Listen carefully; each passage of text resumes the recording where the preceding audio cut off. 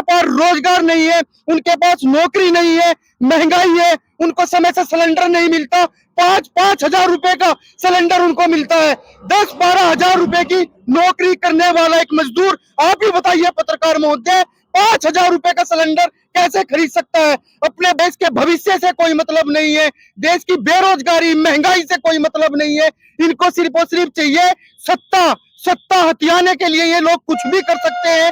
लोगों के ऊपर झूठे मुकदमे लगा सकते हैं, लोगों के ऊपर देशद्रोही जैसे मुकदमे लगा सकते हैं, किसानों को, मजदूरों को, दलितों को देशद्रोही कहने का काम कर सकते हैं।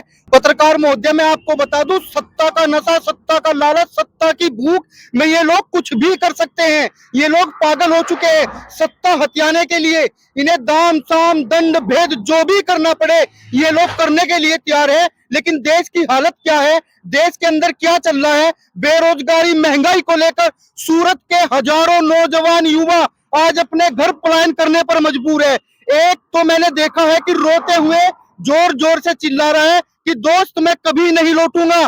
उसकी आंखों में जो आंसू है, उसका जो दर्द है, उसे समझने का प्रयास कीजिए। लेकिन ये लोग सत्ता के नशे में इतने चूर हो चुके हैं, सत्ता का नशे में इतने पागल हो चुके हैं कि ये लोग कुछ भी कर सकते हैं। बंगाल चुनाव में प्रधानमंत्री जी मछली बेचने का काम कर रहे हैं। हमारे महामानव, हमारे अजूबा प्रधानमंत्री देश के बंगाल के अंदर मछली बेचने का काम कर रहे हैं।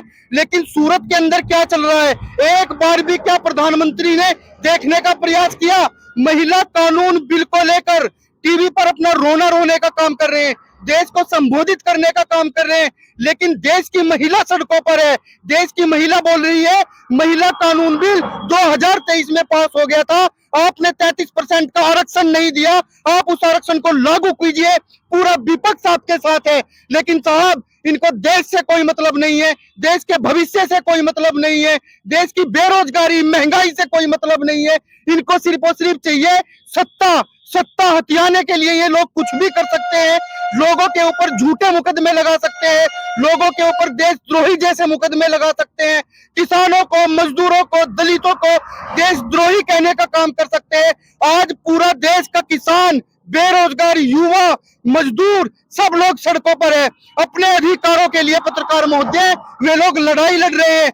आज देश के नौकर मालिक बनकर हमारे ऊपर हुक्म चलाने का काम कर रहे हैं। लेकिन साहब, इनको गरीबों के आंसू दिखाई नहीं देते कि कैसे गरीब अपने घर पलायन करने पर मजबूर हो चुका है। उनके पास रोजगार नहीं है, उनके पास नौकरी नहीं है, महंगाई है, उनको समय से सिलेंडर नहीं मिलता। 5-5 हजार रुपए का सिलेंडर उनको मिलता है।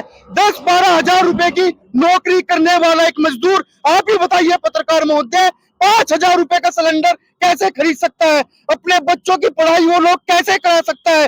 अगर देश के अंदर राशन फ्री हो सकता है तो देश के अंदर शिक्षा भी फ्री होनी चाहिए। सरकारी आदमी, सरकारी नौकर और सरकार के बच्चे विदेश में पढ़ेंगे और गरीब के बच्चे सरकारी स्कूल के अंदर पढ़ेंगे, जहां पर शिक्षा व्यवस्था बिल्कुल गड़बड़ाई है, शिक्षा व्यवस्था जहां पर बिल्कुल जीरो है। अध्यापकों को देखे पत्रकार महोदय, इन लोगों ने जो सरकारी स्कूल के टीचर है, इतने काम उनको दे दिए हैं कि उनके पास पढ़ाने के लिए समय ही नहीं है। गरीब का बच्चा सरकारी स्कूल में पढ़ेगा और इन नेताओं के बच्चे विदेश, लंदन, अमेरिका, ब्रिटेन जैसे देशों के अंदर पढ़ाई करेंगे। साहब, इस देश के अंदर क्या आप लोग पढ़ाई फ्री नहीं कर सकते? क्या आप इस देश के अंदर नेपाल की तरह प्राइवेट स्कूलों को बंद नहीं कर सकते? क्या आप गरीब को गरीब का अधिकार नहीं दे सकते? या खाली सत्ता के नशे में, सत्ता के अहंकार में इस देश को दलदल में धकेलने का काम किया जा रहा है पत्रकार महोदय?